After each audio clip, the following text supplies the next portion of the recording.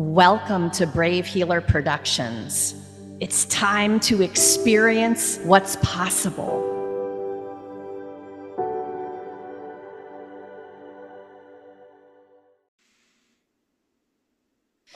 So, what if there's something you haven't learned yet that could change everything? Welcome, everyone. I'm Laura DeFranco, the CEO of Brave Healer Productions, where we are helping the world experience what's possible. And here today to help me with that mission are a couple of the amazing authors of one of our newest books. You guys, this book is called The Intuitive Entrepreneur: Deeper Connections for Soul-Driven Success. I'm going to introduce them to you in just a moment, but I have a huge shout out thank you to Deb DeCelle, who is our lead author of this amazing book. Deb, thank you so much for your big ass vision and mission for this book and for gathering such a stellar group of expert authors to help you with this mission. This is a juicy book, y'all. You're about to hear some of it now. Bradford Tilden is a best-selling author, composer, sound healer, and leading universal white time gemstone healing teacher and practitioner who enjoys planting seeds and making ripples in the higher consciousness fields through performative inspiration, education, and activation of your human potential. Oh my gosh, you guys need to give me an award for reading that bio. All right. Good job. And Bradford, you're so awesome. I've got James Joseph with me. He is the unintentional psychic. He's the owner and caretaker of the Phoenix Rising Synergy Center, a metaphysical community center, in addition to being an up and coming psychic medium. I've got some powerhouses in my Zoom room today. So, James, I'm going to start with you. Give us a little bit of the why behind your chapter. Sure. The reason I went with that chapter is because obviously it's about the center, but it's also the major pivot, another of many major pivot points in my life that just really branched out into a bunch of new experiences I never thought I was going to be doing. So that is really the why for me, and also to show people that the path unplanned is usually the most exciting.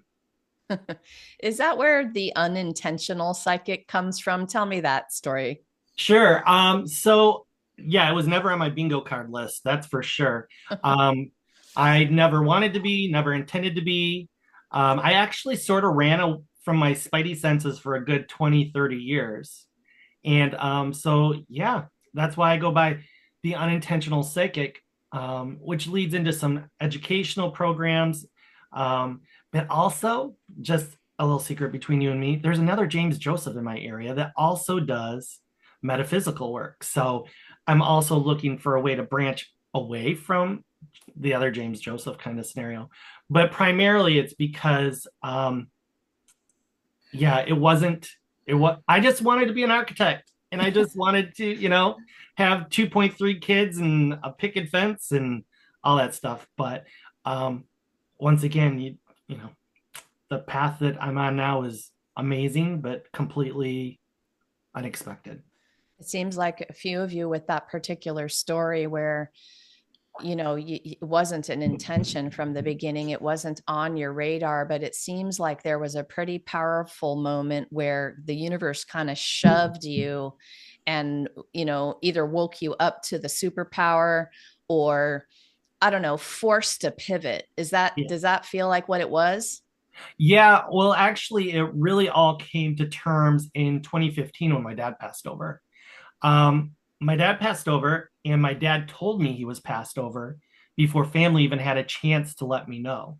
And Wow. then from 2015 to 2019, he continued to share message with me to help with my mom. And that is really where everything just sort of got right in my face, and I had to decide to give it to God, give it to universe, and just go with what was obviously happening. Because even during those 3 years, I didn't think I was a medium or a psychic. And I would share with my family what my dad was saying, and they didn't think I was crazy, and they didn't think I was a psychic or a medium. So it all just sort of, it's like a time trigger of sorts. So I love it. I love listening to these stories. James, thank you for Yeah, saying yes to this project and for being here today. I'm excited. Me too. Bradford, give us the why behind your chapter. Yeah, my why is to demonstrate what's possible when you don't subscribe to the conventions and the programming of the reality that we're actually birthing ourselves out of. My entire life has been intuitively guided, and when I was given the opportunity to participate in this book, I just knew I just needed to just write my truth, regardless of how fantastic or impossible it might sound. It's not all roses, my life has major ups and downs, but I've always been guided and I always chose my intuition. So I wrote this as a demonstration for what's possible for the reader, because I know we all have a true greater divine purpose for our soul.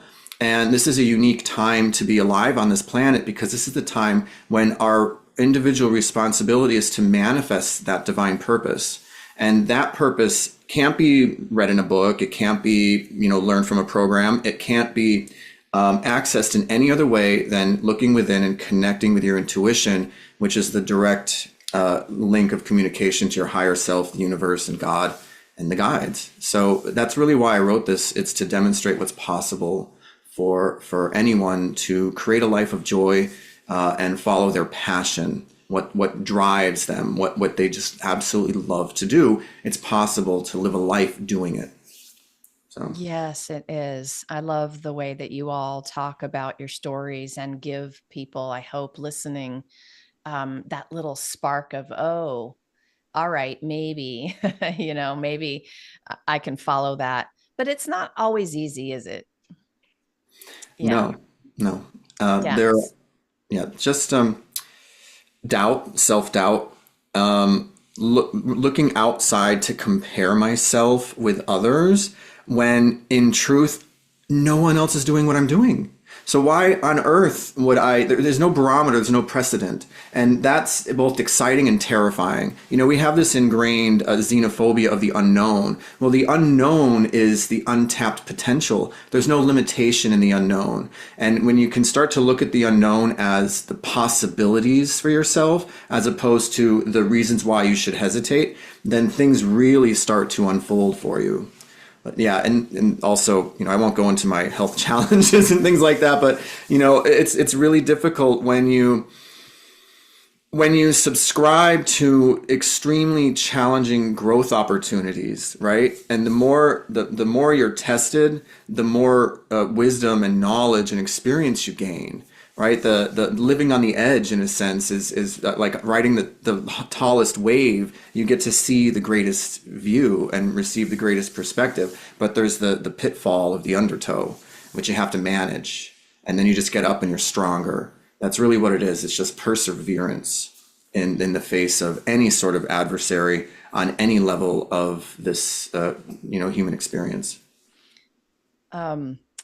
Perseverance is one of the tenets that we follow in the martial arts as well. So that's an interesting one today for me, just resonating. I want to hang out with you for a minute for this next question. And then, James, I'm coming to you with it next.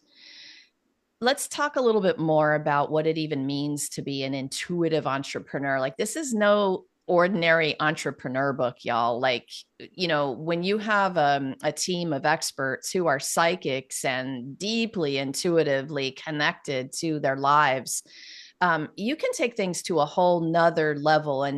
And James and Bradford have already talked about pieces of their life that got them to that place. But for you all, it might feel not so close, not it seems like far away to think that you have that superpower. So Bradford, talk a little bit more about what it means to you to be an intuitive entrepreneur, maybe like in the beginning of that journey. Give people an idea.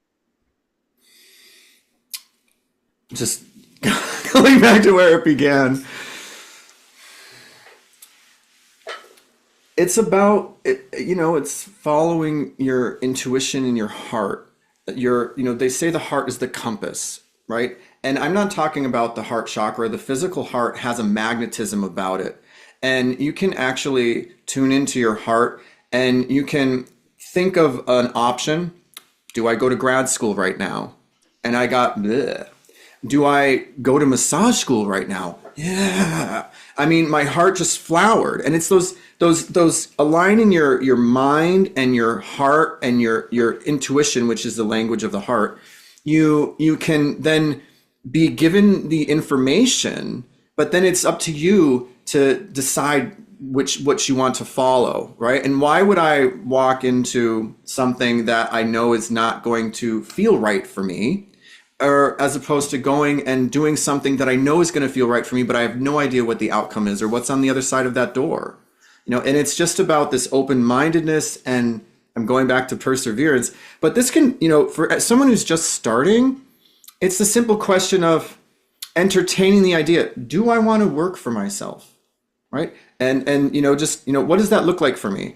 Am I satisfied in my job? Or if I'm not, what is it that I want to do? Asking that fundamental question, but then it usually translates into something that you've always had in the back of your head. Oh, I wish I could if I had the time, et cetera, et cetera. And just start to make decisions that support that little voice that's encouraging you. Maybe it's your inner child, maybe it's your higher self.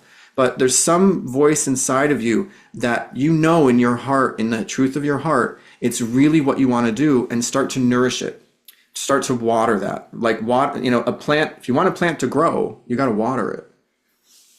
I love that you're bringing it back to the heart. Thank you. That was so perfect. And your example was pretty fun too. Grad school, massage school, like, oh yeah. All right. I've had some thoughts like that. Okay, James, I'm coming to you with the same one. So like, what does it even mean to you to be an intuitive entrepreneur? How do you put those things together on your journey? For me, it's based on being guided to a bigger purpose, which is the need to be in service to society on a more intense level and make an impact. So a lot of the stuff that led me to where I am right now was just being open and allowing myself to remove ego and letting spirit just sort of like give me the messages. For me, obviously, I get everything through like psychic seeing and psychic hearing and feeling. So I'm just super open as an intuitive to listen to those messages and move myself out of the path so I can see it more freely. Um, it's a lot of work, that's for sure. It's definitely not the easiest path, but it's guided. It's rewarding, fulfilling. It's worth it, you guys. It is a lot of work, but it's worth it. It's worth it to feel that joy in your heart every day. All right. So James, you wrote a chapter with a beautiful tool. All of the experts in this book are sharing a really amazing, vulnerable story, but then they're stepping up as the master teachers they are, and they're going to teach you all a tool for these kinds of connections. James, what's the most important thing you want people to know about trusting that path of spirit?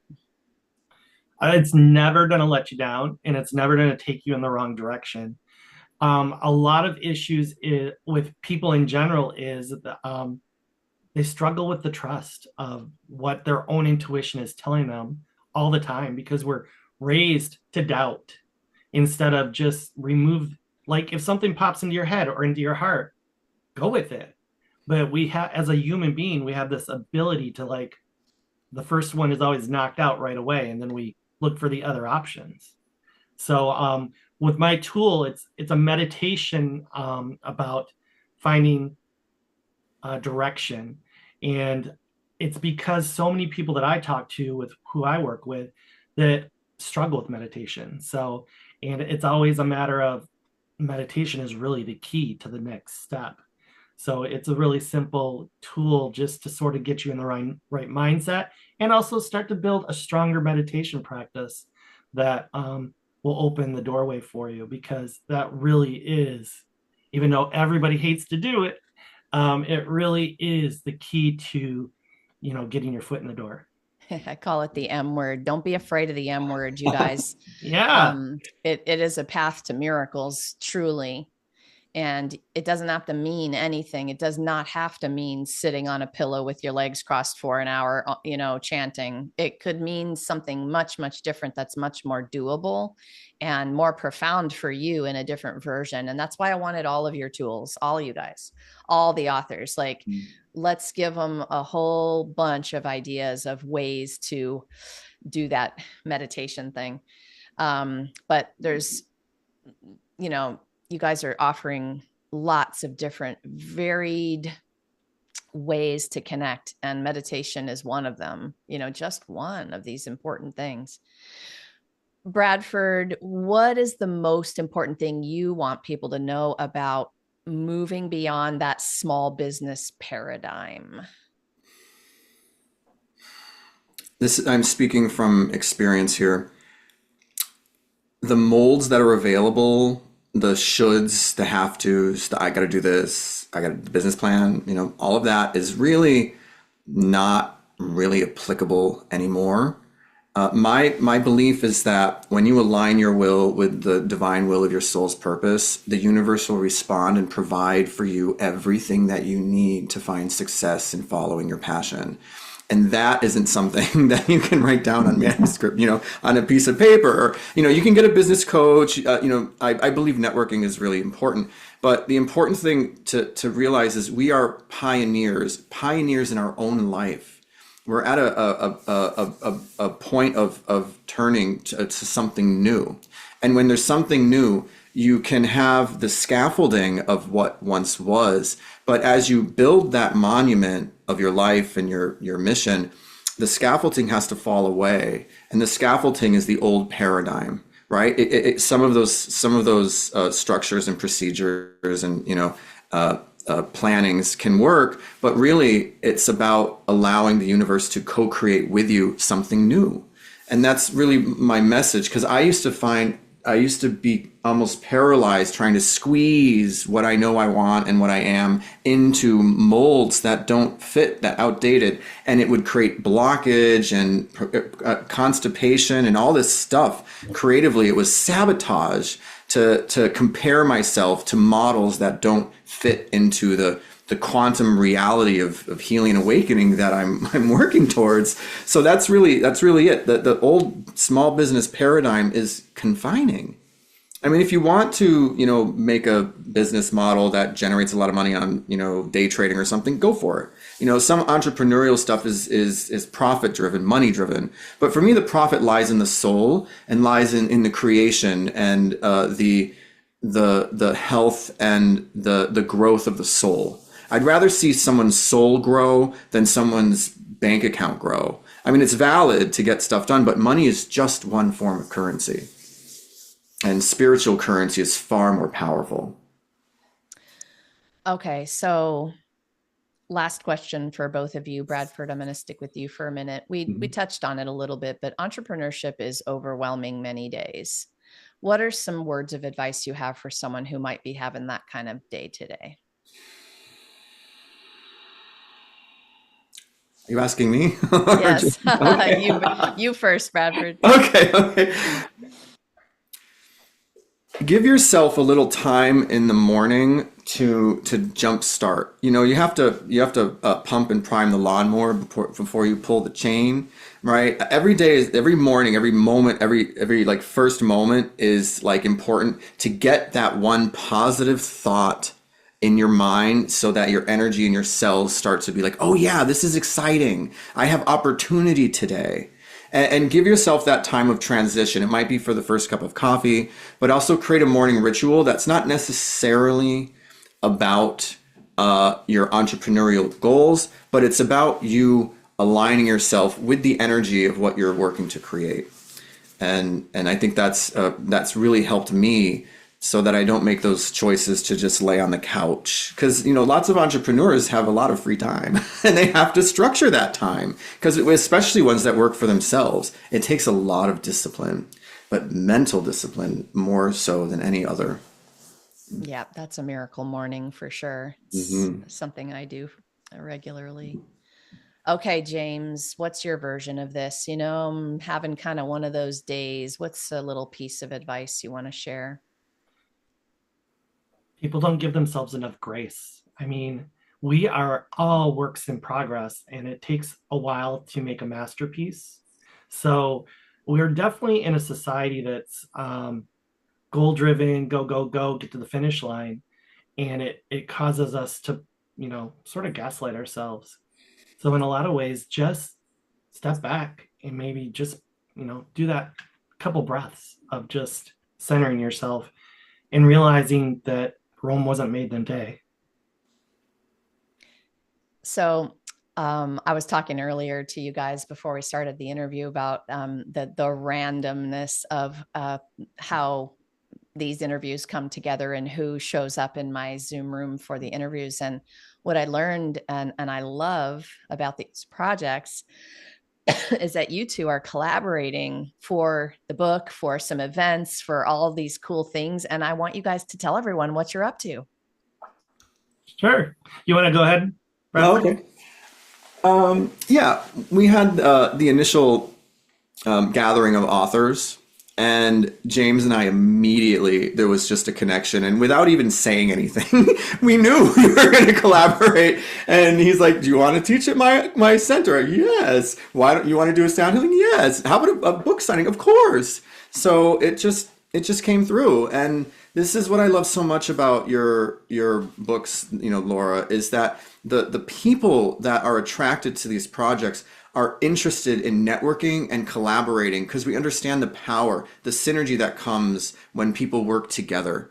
And I'm so excited for this opportunity. I'm already seeing it being wonderful. It's already a success because it's a precedent for future things. It's a seed that's planted. And and I'm just so grateful for it. So I'm gonna just turn give you the talking stick now, James, or the talking crystal.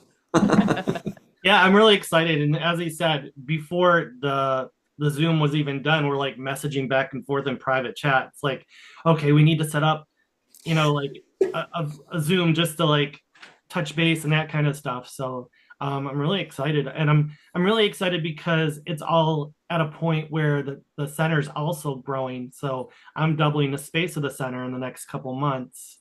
In addition to a couple other things, I'm opening up a tea shop and stuff. So everything is very, just timing is magic. But yeah. And this makes me so excited because it's part of my vision and mission is those collaborations and that ripple. So thanks you two for coming together and brewing up some magic beyond the launch and getting even more people together to be in your energy and share the book and share your beautiful magic that you're both up to. So thank you to you both for what you do in the world. Thank you for being here to share it with everyone. You guys, this is way more than a book. This is a generous community of awesome people. And maybe you have a question after hearing what these two are talking about today. Maybe you need some support. Maybe you want to come to one of the events, right? Come on down to the show notes because they're both hooked up with their links. You can find out about those events coming up and all that these two are up to. It's a lot and it is amazing. So please check them out and explore. And we hope you hop over to Amazon and grab the copy of your book today. The Intuitive Entrepreneur is going to be an incredible catapult on your journey. We know that you're going to love this book, you guys. Lastly, today, everyone, remember your words change the world when you're brave enough to share them. So it is time to be brave. See you next time, everyone.